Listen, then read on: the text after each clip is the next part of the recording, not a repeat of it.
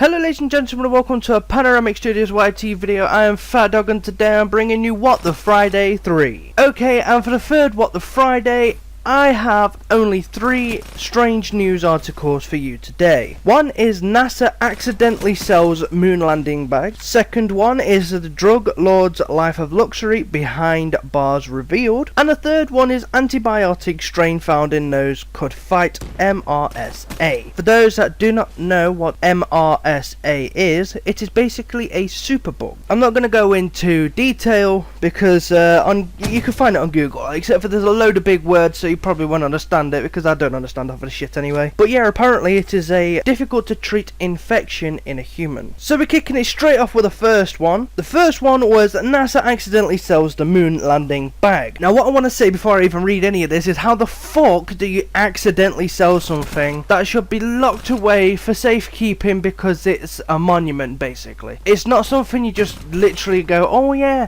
I just put my moon landing bag on the side, fuck it, I might sell it later because it's just there, don't need it no more. Although it was up in space on the moon and it was a landing bag, I'm just gonna sell it and put it on the side and fuck about with it, let it get dirty and shit. No, you just don't do that. So we're gonna read this now, and I'm gonna tell you how the fuck they managed to accidentally sell it. The space agency is fighting to get the national treasure back after it was sold for less than $1,000 due to a clerical error. First off, the space agency is fighting to get it back because someone sold their national treasure for less than $1,000. Less than $1,000.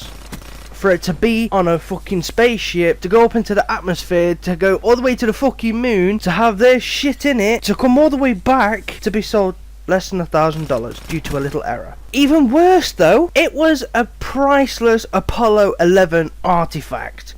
Apollo 11. It is one of the Apollos. Mad. And it now faces a legal battle to get it back. It said the bag was used to collect moon samples in 1969 and was sold by mistake last year due to a clerical error. It was snapped up by Nancy Carlson from Illinois for just $995, around £700. But NASA says it's a priceless rare artifact, if not a national treasure. NASA only realized a mistake when Miss Carlson sent back the bag for authentication. The space agency then decided to keep it, and it is now working on federal prosecutors to reclaim legal ownership of the item. Mind you, this is the one that Neil Armstrong, Michael Collins and Buzz Aldrin actually went on. This is Apollo 11. Meanwhile, Miss Carlson has launched her own lawsuit against NASA to get the bag back. Apollo 11 was the first mission to successfully land humans on the moon. The 1969 mission saw Neil Armstrong and Buzz Aldrin spend several hours on the surface gathering more than 20 kilograms of lunar material to return to Earth. The bag itself has fragments of lunar debris embedded in its material. It is not the first time that the bag has been mired in controversy. In 2005, the director of Kansas Space Center was found guilty of stealing and auctioning space artifacts loaned by NASA. During the investigation, NASA officials found the Apollo 11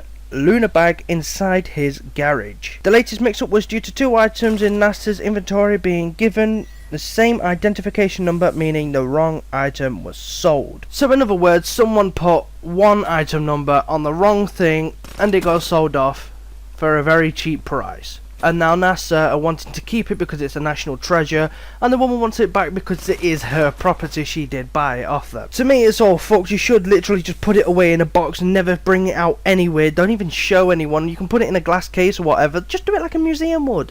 Don't even fucking put it on display, as in a massive display or whatnot.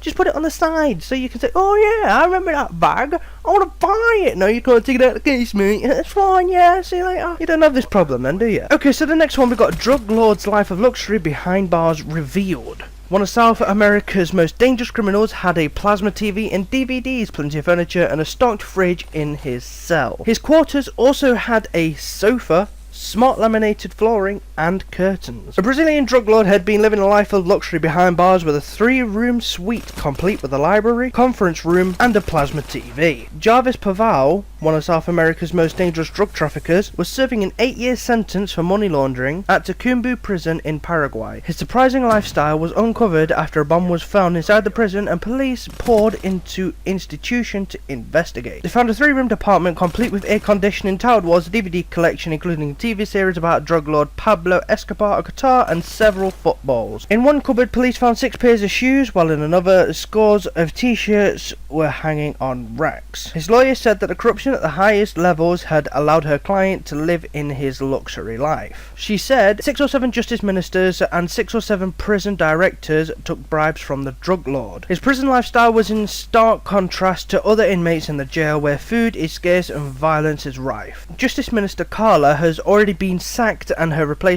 Eva Martinez, has promised a crackdown. Never mind all this shit, he basically lived in an apartment. There was 3 rooms, 3 full-sized rooms, dining tables. He had all the food he wanted. Not just plastic containers, there was also glass in there. There was things that he could make fucking shanks out of and shit. He even slept on a double bed. He had curtains in every room. He had a full-on apartment, basically. Another inmate, Antonio Gonzalez, said he was the most loved man in this prison. His lawyer added he never said he was a saint, but he was completing a sentence and helping out with the money he earns legally through his companies. She said he also paid for lodgings for prison directors, toilets for the guards, the renovation of the prison library, and the cooks' salaries. Paval was due to release next year, but faced extradition to Brazil on drug charges. It is alleged that he was behind the prison bomb plot, hoping to blow a hole in the wall to let him escape. So that alone is fucking mad. Basically a drug lord, biggest trafficker in South America or wherever it's stated before, lived a life of luxury behind bars. He was there for 7 years, nothing ever happened to him. He pays loads of other people's bills to keep his room that way, so in a fair sense, good on him. He had it all legit, it was all his shit, he bought his rooms, got them renovated and all that, so in all fairness it was good. But that's fucking mad. You go to prison for a reason. You've just basically done a massive crime and shit, and yeah, you're supposed to, well, I wouldn't say you're supposed to live like shit, because how are you gonna get the treatment you're expected when you actually get out of prison? You're gonna treat everyone like you do in prison, where you get all the violence and shit. That's also stupid. I can talk about a whole new fucking video on that. So anyway, moving on.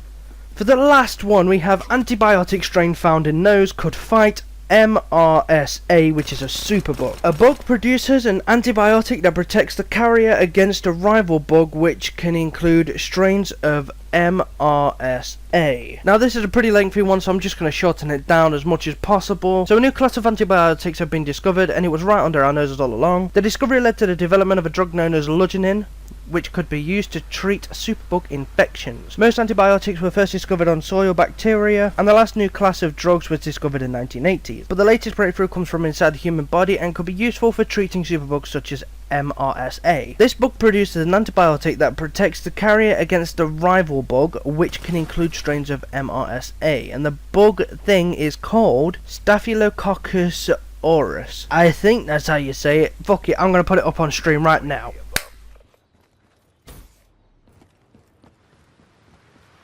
A team from the University of Tübingen in Germany used various strains of genetically modified Staphylococcus luginensis to uncover its genetic code. These are fucking huge words, and I don't know if I'm saying it right, and I don't know how to say that word because it's German and I don't know German at all, unfortunately. I know Scheiße.